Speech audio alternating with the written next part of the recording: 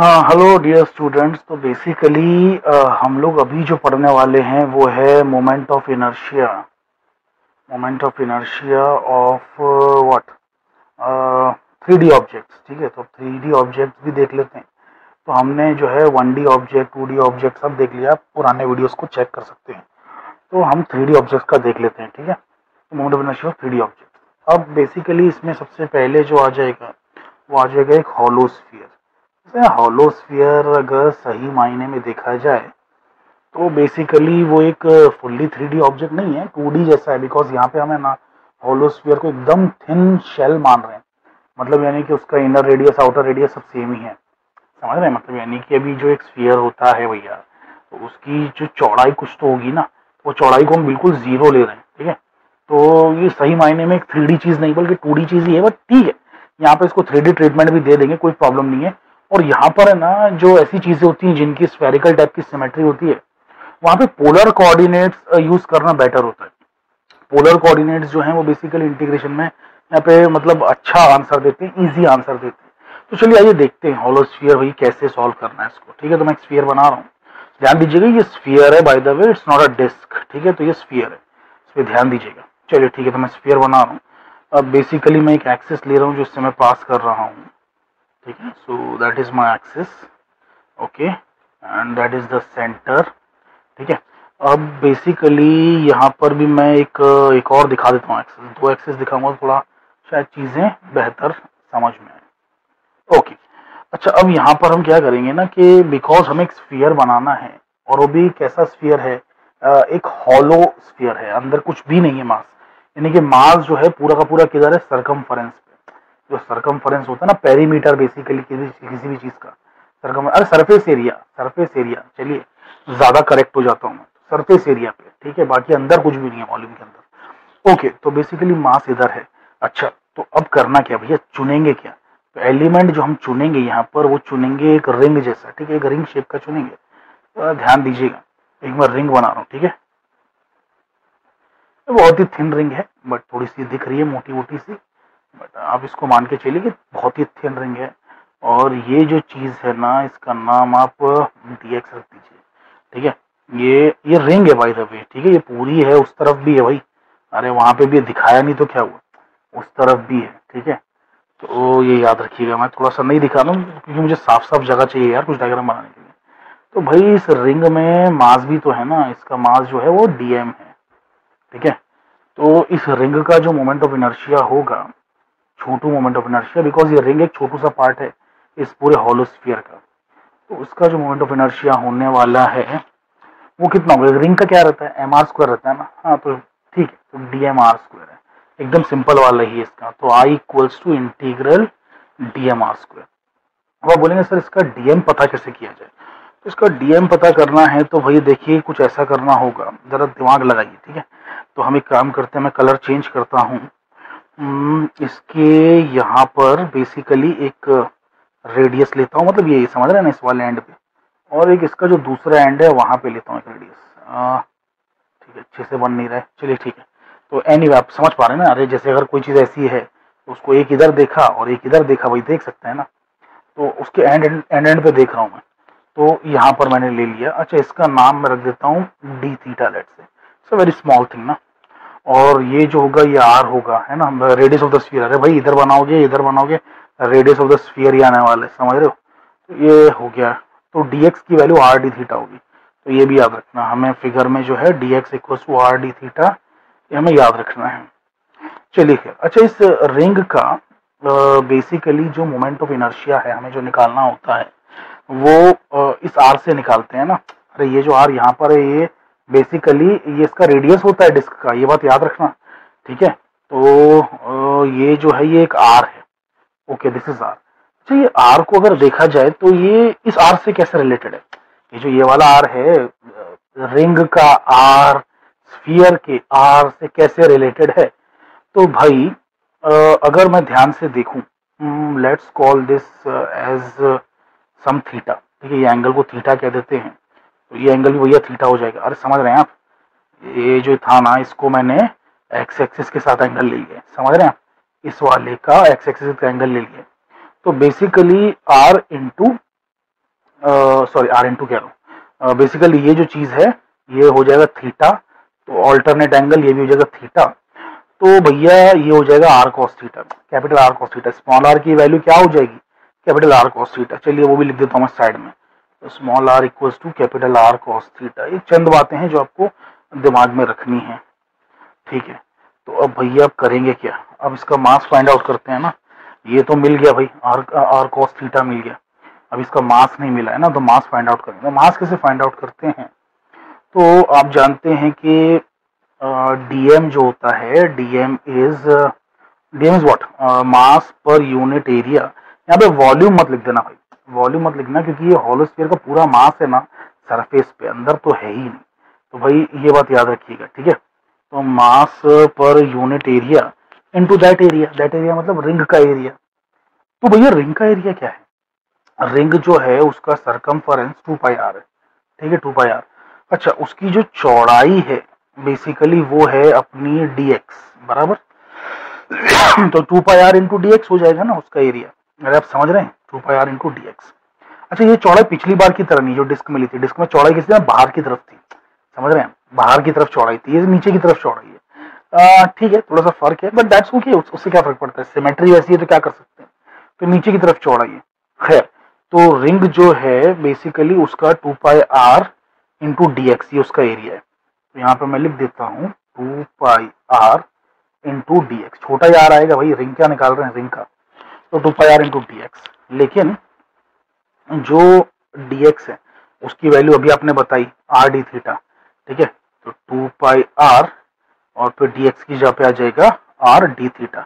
अच्छा, ये ए है, ये क्या है, surface area of the sphere है ना। अरे स्फीयर का ही total mass upon total area किया है ना, तो सरफेस एरिया क्या होता है 4 पाई आर स्क्वायर, कैपिटल आर लेंगे भाई क्योंकि इस बंदे का जो है रेडियस कैपिटल आर है ना, स्फीयर का 4 पाई आर स्क्वायर। अब यहाँ से 2 पाई और ये 4 पाई कैंसिल करके 2 बचा, एक आर यहाँ से कैंसिल हो गया, तो भैया बचेगा डी एम इक्वल्स टू क्या बच रहा है भाई, एम बाई, एक सेकेंड, हाँ मैंने कुछ मिस्टेक कर दिया क्या, अरे नहीं मिस्टेक नहीं, सब बराबर चल रहा है। हाँ, ये आर को सब्स्टिट्यूट करना भूल गया मैं, खाली बस इतना ही हुआ है। तो नीचे हो गया 2r, ये आर की जगह पे आर कॉस थीटा है ना, ये आर कॉस थीटा, और फिर भैया ये तो डी थीटा नीचे लिखा ही जाएगा, तो डी थीटा, ये आर फिर से कैंसिल हो गया, तो भाई m by 2 cos theta D theta, बस इतना ही बच रहा है। ओके ग्रेट, चलिए देखते हैं आगे कहाँ ले जाती है हमें मंजिल। तो आई इक्वल्स टू जो है, मतलब रास्ता कहाँ ले जाता है, सॉरी थोड़ा शायराना अंदाज हो गया। एनीवे, तो आई इक्वल्स टू, भाई चक्कर क्या है, डीएम किधर गया, m बाई 2, चलो m बाई 2 निकालो। अरे वैसे यार आर भी निकाल सकते थे, चलो ठीक है आर भी निकाल दो, तो आर भी निकाल दिया, अंदर कॉस थीटा डी थीटा बचा है, राइट। अरे और ये आर भी तो डालना है, तो ये आर डालेंगे तो भैया R square cos square theta आएगा, फिर से आर बाहर निकालो, तो R square cos square theta फिर से बाहर निकालो, तो भाई यहाँ पे हो जाएगा आर क्यूब, ठीक है, आर क्यूब, और अंदर आ जाएगा cos cube theta D theta. अरे अरे समझिए, अरे भाई समझिए इस बात को, ये कॉस थीटा डी थीटा तो पहले से ही है, राइट। और यहाँ पर हमारे पास क्या है, डीएम भी और आर स्क्वायर भी, ये आर स्क्वायर तो मैंने अभी तक लिया ही कहाँ, तो उस आर स्क्वायर को लूंगा। आपको शायद नहीं समझ में आ रहा है, मैं इधर बता देता हूँ एक स्टेप। तो डीएम आर स्क्वायर है ना भाई, तो यहाँ पर क्या हो जाएगा, डीएम की जगह पे m by 2 R cos theta D theta, और आर की जगह पे R square cos square theta, ठीक है, तो ये हो जाएगा, तो कॉस क्यूब थीटा। अच्छा भाई थीटा का क्या करें, तो अब बताओ भाई लिमिट्स क्या लोगे। तो यहाँ पर जो लिमिट्स है इंटीग्रेशन की, that should be taken from minus pi by 2 two plus pi by 2, ठीक है। अब आप बोलेंगे सर ये कैसे आपने माइनस पाई बाई 2 से प्लस पाई बाई 2 ले लिया। अरे देखिए लॉजिकली सोचिए, एक सेकंड, अपने रिंग किधर है, देखिए ये रिंग है, ठीक है, ये रिंग यहाँ पर है, ये रिंग ऊपर भी हो सकती थी और ऊपर भी हो सकती थी, है ना, रिंग नीचे भी हो सकती थी और नीचे भी हो सकती थी। तो मतलब रिंग को सिर्फ ना इस ऊपर से लेके बस नीचे तक ले जाना है, मतलब घुमाना उमाना नहीं है, इसको ऐसा गलत मत समझिए, मतलब ये रिंग यहाँ से लेके यहाँ से लेके यहाँ से लेके ऐसा करके नीचे लेके जाना है। अच्छा आप बोलेंगे सर तो इससे क्या, तो उससे क्या, ओके। तो भाई अगर ऐसा होगा, रिंग अगर बेसिकली इसको ऐसे घुमाना है, तो जब रिंग यहाँ पर है, जब रिंग यहाँ पर है तो हमारा आर जो है, ध्यान दीजिए आर कहाँ पर है, वहां पर है, ठीक है, आर जो है यहाँ पर है, सॉरी यहाँ पर है आर, आर यहाँ पर है। जब रिंग कहीं और होगी, यहाँ होगी, तो आर कहाँ होगा, वहां होगा। जब रिंग जो है बेसिकली यहाँ होगी तो आर कहाँ होगा, वहां होगा। तो अब देख सकते हैं कि हमारा जो आर है वो यहाँ यहाँ यहाँ यहाँ अलग अलग डायरेक्शन में देख रहा है, लेकिन ऑब्वियसली आर की वैल्यू तो चेंज नहीं हो रही है उसमें, क्योंकि आर तो रेडियस एक ही होता है, लेकिन थीटा बदल रहा है। जो थीटा नहीं ये बदल रहा है, तो हमें थीटा की ही तो लिमिट चाहिए ना। तो थीटा कहाँ से कहाँ जा रहा है? अरे जब रिंग यहाँ होगी, जब रिंग यहाँ होगी तो भैया आर कितना हो जाएगा, 90 हो जाएगा, मतलब प्लस π/2 हो जाएगा।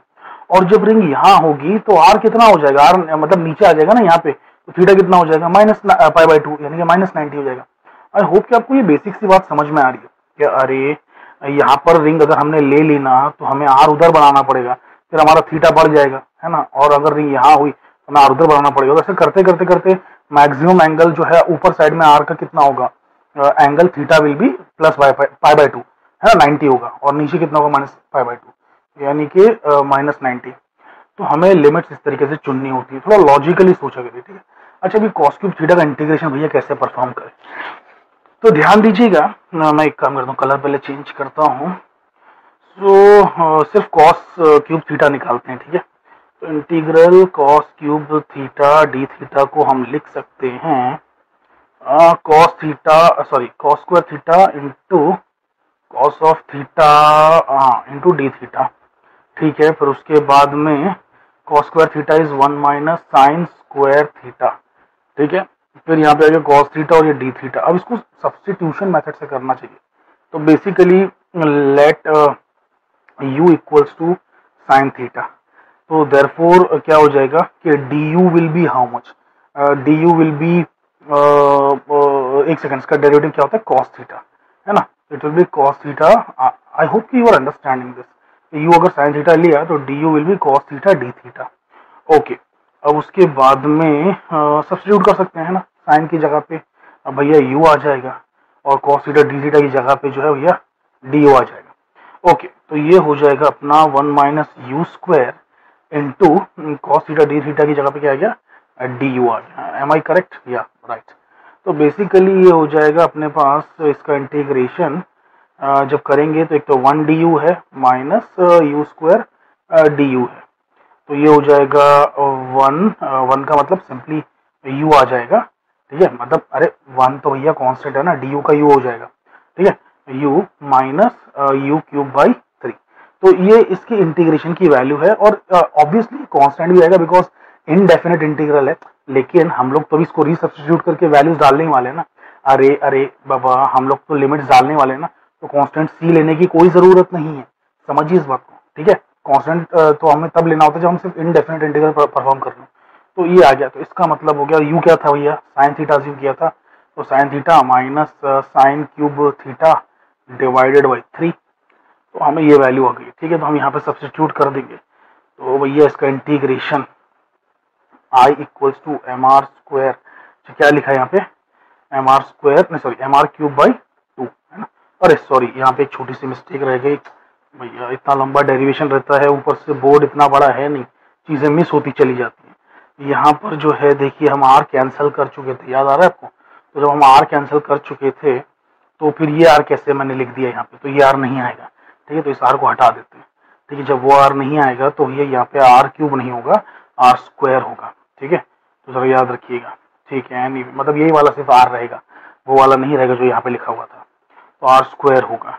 हो जाती छोटी छोटी मिस्टेक्स हो जाती है भैया। ये हो गया अपने पास एम आर स्क्वायर बाई 2, और ब्रैकेट में आ जाएगा अपना sine theta minus sine cube theta by 3, और यहाँ पर जो हो जाएगा वो अपना हो जाएगा -π/2 से लेके प्लस π/2। देखिए लिमिट्स मत बदल देना, लिमिट्स चेंज मत कर देना भाई, क्योंकि आप थीटा को ही देख रहे हो ना, थीटा ही निकाल रहे हो। पहले cos क्यूब थीटा लिखा था, यहाँ पे साइन थीटा लिखा हुआ है, तो थीटा ही वेरिएबल है ना।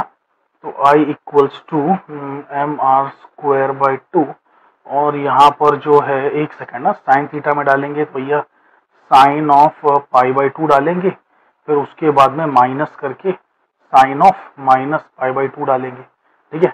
अच्छा, अब मतलब इसी के अंदर दोनों डाल के देखा है भाई, चाहो तो तुम अलग कर सकते हो अगर नहीं जम रहे तो, ठीक है। अब इसके अंदर दोनों डालो, ठीक है। तो माइनस यहाँ पे आएगा sign cube of pi by to, ठीक है, sign cube of pi by to, 1/3 common है, बाहर ले लेता हूँ, ठीक है, 1/3 को मैंने बाहर लिख दिया, don't worry, minus sine of cube minus pi by two, मतलब sine cube of minus pi by to.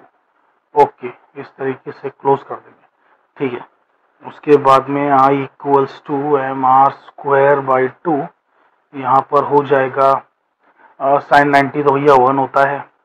अच्छा, अब ये जो है ना साइन ऑफ माइनस थीटा, इसकी क्या वैल्यू होती है, माइनस साइन थीटा वैल्यू होती है, बात आप जानते हैं ना। अरे भैया sine of minus theta minus sine theta होता है यार, ठीक है, तो माइनस साइन तो माइनस बाहर आ जाएगा, तो माइनस माइनस प्लस हो जाएगा, और फिर वो 90 बचेगा अंदर, है ना, सिर्फ 90 बचेगा, माइनस तो चला गया, तो साइन 90 फिर से 1 आ जाएगा, तो भैया ये हो गया 2। ओके, इसकी कहानी क्या है, -1/3 यहाँ पर है अपने पास। अच्छा, अंदर इसके अंदर भैया यहाँ पे सब्स्टिट्यूट करना है, तो साइन 90 1 होता है, 1 का क्यूब जो हो जाएगा वो 1 हो जाएगा वापस से, और वैसी खेल यहाँ पर है कि माइनस जो था वो बाहर आ जाएगा, ठीक है, क्योंकि साइन ऑफ, और वैसे भी क्यूब है भैया, स्क्वायर स्क्वायर नहीं है जो ज़्यादा दिमाग लगाओ, क्यूब है, ठीक है, तो माइनस चुपचाप बाहर आ गया, तो फिर वो हो जाएगा वापस से 1 + 1, तो यहाँ पे हो जाएगा अपने पास I equals to M R square by 2 into 2 minus 2/3। अच्छा, 2 - 2/3 की वैल्यू क्या होगी भैया, इट विल बी 4/3, है ना, 4/3, तो I equals to M R square by 2 into 4/3, तो ये हो जाएगा I equals to 2/3 M R square, है ना, ये कैंसिल होगा ना, ठीक है, तो इस तरीके से हमको मिलेगा, तो भैया यही हमारा आंसर है। So this is the answer for the hollow sphere, ये बात याद रखिए, ठीक है, यहाँ पे मैं होलोस्फीयर मेंशन कर देता हूँ, तो होलोस्फीयर के लिए हमें ये आने वाला है। ओके, अब जाएंगे हम सॉलिड स्फीयर पे, लेकिन एक सेकंड, इसको करने का और भी कोई तरीका है क्या, मतलब जैसे आप पूछेंगे है ना सवाल कि सर इसे कोई आसान बढ़िया तरीके से बताइए, सर ये तो आपने बड़ा खतरनाक कैलकुलस कर दिया। अरे भैया, ये कैलकुलस नहीं सीखोगे तो कैसे JEE एडवांस में जाओगे, एडवांस में तो ऐसा कैलकुलस बहुत करना पड़ेगा आपको। चलिए खैर, एनीवे, तो बेसिकली इसका इजी तरीका क्या है, तो मैं इजी तरीका भी आपको चलिए समझा देता हूँ। So let me right method 2 here. So method 2 देख लेते हैं फॉर द सेम होलोस्फीयर, ठीक है, मेथड 2। तो मेथड 2 का क्या करेंगे कि भाई यहाँ पे बना देंगे अपना बंदा, इसका नाम है होलोस्फीयर, और बेसिकली एक्सिस बना देंगे, ठीक है, एक एक्सिस ये हो गई, एक एक्सिस वो हो गई, ये हो गया अपना सेंटर, यहाँ से कहीं से ले लेंगे एक ऐसा मास ले लेंगे, ठीक है, तो यहाँ पे जाके कहीं पे एक छोटा मास DM ले लिए, छोटा सा ही मास है, ठीक है, एक छोटा सा मास DM ले लिया। अच्छा, अब हम क्या कर सकते हैं ना कि जो स्फीयर होता है, लिसन वेरी केयरफुली, ये स्फीयर 3 डायमेंशनल स्ट्रक्चर है, और स्फीयर जो होता है ना उसका कोई प्रिफर्ड एक्सिस नहीं है। प्रिफर्ड एक्सिस नहीं है का मतलब ये होता है कि आप है ना, चाहे एक्सिस आप एक्स वाली घुसा लो, चाहे आप एक्सिस वाई वाली घुसा लो, चाहे आप एक्सिस एक सेकेंड जेड वाली ले लो, जेड बना देता हूँ उधर, ठीक है, अंदर जाती है, ठीक है, तो चाहे आप जेड वाली एक्सिस बना लो, तो उस किसी के अराउंड भी तुम इसे घुमा के देखो, तुम इसे किसी के अराउंड भी स्फीयर को इधर घुमाओ, चाहे तुम इसे इधर घुमाओ, है ना, चाहे तुम उससे उधर घुमाओ, अरे कोई फर्क नहीं पड़ता है, कोई फर्क नहीं पड़ता है, जो मोमेंट ऑफ इनर्शिया आने वाला है of the sphere, so IX IY IZ तीनों सेम आने वाला है। अरे भैया, तीनों सेम आने वाला है, इस बात को जरा याद रखिएगा, ठीक है, तीनों सेम आएगा ना। अरे स्फीयर, एक बॉल अगर एकदम स्मूथ परफेक्ट बॉल है, उसे किधर से भी देखो सेम दिखता है, ठीक है, तो इसको इक्वल टू जो है मैं आई बोल देता हूँ, है ना, some common moment of inertia, okay, जो कि X Y Z तीनों के अलॉन्ग जो है सेम वैल्यू रखता है। चलिए ठीक है, ये तो समझ में आया। अब जो भैया ये DM हमने चुना, तो इसकी दूरी जो है x से कुछ तो इसकी दूरी होगी। अच्छा, ये जो DM चुना है ना, ये XY प्लेन में नहीं है, गलती से भी सोच मत लेना कि XY का जो प्लेन है ये उस प्लेन के अंदर है। DM is some random point. अरे जैसे फॉर एग्जांपल कि अगर मैं सपोज एक एक्सिस का सिस्टम बनाऊं, ध्यान दीजिएगा, ठीक है, तो मैंने एक सिस्टम बनाया एक्सिस का लाइक दिस, ये हो गया मेरा, समझ लीजिए Y एक्सिस, हो गया मेरा X एक्सिस, और ये हो गया मेरा Z एक्सिस, ठीक है, तो इस तरीके से अगर मैं सिस्टम बनाता हूँ, तो एक्स वाई जेड ध्यान दीजिएगा, ठीक है। ये हो गया भैया एक्स, ये हो गया वाई, और ये हो गया जेड। अच्छा, डीएम रैंडम पॉइंट डीएम ले लेते हैं। तो ये डीएम पॉइंट एक स्पेस में है एंड बेसिकली इसकी दूरी एक्स से कितनी है मुझे ये जानना है।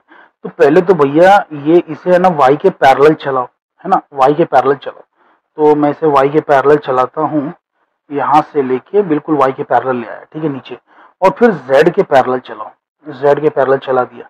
तो भैया वाई के पैरेलल चलाया, जेड के पैरेलल चलाया, तो ये जो दूरी आ रही है ना, ये उसकी एक्स से दूरी है। इस बात को जरा समझिएगा। आप लोग शायद इसको विजुअलाइज कर पा रहे होंगे, ऑब्वियसली कर पा रहे होंगे। यार फिजिक्स के स्मार्ट स्टूडेंट्स हैं, आप कैसे नहीं कर पाएंगे। तो बेसिकली ये जो है ये उसकी एक्स से दूरी है। तो समझ रहे हैं, एक्स से वो पॉइंट डायरेक्टली कितना दूर है मुझे वो पता करना है। मुझे उसका एक्स कोऑर्डिनेट नहीं जानना है। Are you guys understanding? मुझे उसका एक्स कोऑर्डिनेट नहीं जानना है, मुझे ये नहीं जानना है अरे भाई मुझसे एक्स से डायरेक्ट उसकी दूरी पॉइंट डीएम की कितनी है मुझे ये जानना है। क्योंकि भैया मैं तो उसको एक्स के अबाउट भी घुमाना चाहता हूँ ना, वैसे ही मैं उसको वाई के अबाउट घुमाना चाहूंगा तो मैं वाई से दूरी पता करना चाहूंगा। आई होप के you guys are understanding this point. वैसे मैं उसको जब जेड के अबाउट घुमाऊंगा तो मैं जेड से डीएम की दूरी पता करना चाहूंगा। दैट इज वेरी इंपॉर्टेंट, तो ये बात को जरा याद रखिएगा। तो भाई अगर मुझे पता करना है तो ये चीज का नाम तो भैया वाई हो गया, इसको रख देते हैं वाई और इसको रख देते हैं सॉरी जेड। तो फिर ये बंदा हो जाएगा एक्स, और ये जो दूरी है ये कितनी हो जाएगी, ये दूरी कितनी हो जाएगी, ठीक है। मैं उसको एक्स नहीं बोल रहा हूँ, डायरेक्टली दूरी बोल रहा हूँ, ठीक है। एक्स क्योंकि नॉर्मली हम इसको बोलते हैं ना कार्टेशियन कोऑर्डिनेट सिस्टम में। तो इसकी जो ये जो दूरी जो डिस्टेंस है भैया एक्स एक्सिस से, वो डिस्टेंस है under root of Y square plus Z square. Simple सा पाइथागोरस थ्योरम। तो बेसिकली जो डिस्टेंस होगा ना फ्रॉम एक्स, वो Y square plus Z square होगा, ठीक है। उसका नाम कुछ तो रखना पड़ेगा। तो लेट्स से कि उसका नाम रख देते हैं आर एक्स, ऐसा रख देते हैं। वैसे ही आर वाई कितना होगा, it will be under root of X square plus Z square. और आर जेड कितना होगा, under root of Y square plus X square, ठीक है। तो इस तरीके से चीजें होंगी। अरे भैया यहाँ वाई है तो यहाँ एक्स जेड, ठीक है, और यहाँ पे जेड है तो यहाँ पे वाई एक्स। तो ये चीजें जरा याद रखिए। तो ये हो गया डिस्टेंस। अच्छा, तो अब ये जो डीएम है ना, ये जो डीएम है इसका मोमेंट ऑफ इनर्शिया कितना होगा। तो इसका जो मोमेंट ऑफ इनर्शिया, छोटू सा moment of inertia along the x direction में लूंगा, तो it will B DM into distance का स्क्वायर। अरे आपको तो याद ही होगा, डिस्टेंस का स्क्वायर लेते हैं हम लोग, है ना, DM into R square. But यहाँ पे आर क्या चीज का नाम है, यहाँ पे डिस्टेंस किस चीज का नाम है, वो X square plus Y square है। तो सॉरी, एक्स में ले रहे हैं तो Y square plus Z square, ठीक है। उसके बाद में ये बन जाता है अपना DM Y square plus Z square. चलिए खैर, वैसे ही सिमिलरली लिख के यहाँ पे लिखेंगे आप DM X square plus Z square, और डी आई जेड का लिखेंगे DM Y square plus X square, है ना। इस तरीके से आप तीनों चीजें लिख देंगे। ये मोमेंट ऑफ इनर्शिया आ गया। अभी आपने देखा ही था कि पूरे स्फीयर जो है उसका मोमेंट ऑफ इनर्शिया जो था बेसिकली वो क्या था, है ना। वैसा ही हम यहाँ पे भी कुछ करने जा रहे हैं। तो यहाँ पर अभी जो है मैं ले लेता हूँ एडिशन करके, D I X plus D I Y plus D I Z is equals to, यहाँ पे मैं लिख रहा हूँ क्या, डीएम ले लिया, ठीक है। Am I writing it correct? हाँ, तो डीएम ले लिया। अंदर क्या आ जाएगा देखिए, अंदर X square plus X square, Y square plus Y square, Z square plus Z square, two times आ जाएंगी चीजें, है ना। तो टू बाहर निकाल लिया, X square plus Y square plus Z square, ठीक है। अभी हमने थोड़ी देर पहले बेसिकली क्या देखा था कि I X equals to I Y equals to I Z equals to I देखा था। तो इसी को मैं बेसिकली अगर डिफरेंशिएट करूं तो D I X will be D I Y equals to D I Z equals to D I हो जाएगा, है ना। तो भैया ये तीनों चीजें सिमिलर हो जाएंगी। तो क्या मैं इसको 3 टाइम्स डी आई लिख सकता हूँ? हाँ लिख सकता हूँ। तो 3 D I equals to 2 D M X square plus Y square plus Z square हो जाएगा। चलिए ठीक है। अब ये जो X square plus Y square plus Z square ये है क्या चीज? अरे भाई ये आपको याद होगा कि वी नो दैट कि कोई भी रैंडम पॉइंट आर के लिए जो उसका वैल्यू होती है वो कितनी होती है, X square plus Y square plus Z square. तीनों कोऑर्डिनेट्स जो होते हैं भाई, तीनों कोऑर्डिनेट्स के स्क्वायर को ऐड करोगे और अंडर रूट करोगे तब जाके आपको आर मिलता है ना। ये बात तो आप लोग जानते ही हैं आई होप। अगर नहीं जानते तो इसको ऐसे इमेजिन कीजिए, लिसन, इसको ऐसे इमेजिन कीजिए कि यहाँ पर एक स्फीयर है और बेसिकली उसके ऊपर एक पॉइंट है, तो यहाँ पर कहीं पर एक पॉइंट है, ठीक है। तो जब वहाँ पे कहीं पे एक पॉइंट होगा तो बेसिकली उस पॉइंट के कोऑर्डिनेट्स क्या होंगे, x, y, z होगा, ठीक है। और यहाँ पर जो है वो होगा 0, 0, 0, ठीक है। तो अगर मुझे ये पोजीशन वेक्टर पता लगाना है, ये होगा x minus 0 into I cap plus y minus 0 into J cap plus z minus 0 into K cap. इसका जब आप वैल्यू निकालेंगे तो क्या हो जाएगा भैया, it will be under root of x minus 0 का स्क्वायर, है ना, यानी कि सिंपली मतलब i के साथ जो है उसका स्क्वायर, j के साथ जो कोएफिशिएंट है उसका स्क्वायर, k के साथ जो कोएफिशिएंट है उसका स्क्वायर, तो x square plus Y square plus Z square आ जाने वाला है, ठीक है। सो आई होप कि आपको ये बात समझ में आई होगी। तो यहाँ पर जो चीज दी है उसके मुताबिक तो आर स्क्वायर आ जाएगा, है ना, ये आर है तो फिर ये चीज आर स्क्वायर हो जाएगी। तो 3di इक्वल्स टू, यहाँ पे क्या आ रहा है भैया, 2dm R square, 2dm into R square. अब इंटीग्रेट करेंगे, integrating both sides, 3 into D I equals to 2r square into D M. अब आप बोलेंगे सर आर क्यों बाहर निकाल लिया, अरे आर तो रेडियस ऑफ द स्फीयर है, वो तो कांस्टेंट है ना, वो तो बाहर ही आएगा। यहाँ पे मिल जाएगा 3i equals to 2r square, D M का इंटीग्रेशन m हो जाएगा, तो बस हो गया, i equals to 2/3 mr square. यही तो चाहिए था और यही आया था थोड़ी देर पहले हमको, ठीक है। तो बेसिकली एक ये भी एक ऑल्टरनेट मेथड है, बट ये सब मेथड से ये अलजेब्रिक टाइप के मेथड्स हैं। इन मेथड से मुझे अच्छा जो है बेसिकली वो हमेशा ये कैलकुलस का मेथड लगता है, क्योंकि इसे एक बार सीख अगर आप लेते हैं एक बार अच्छे से, तो फिर चीज़ें जो हैं बाकी सब कुछ करना आसान हो जाता है, फ्लो में।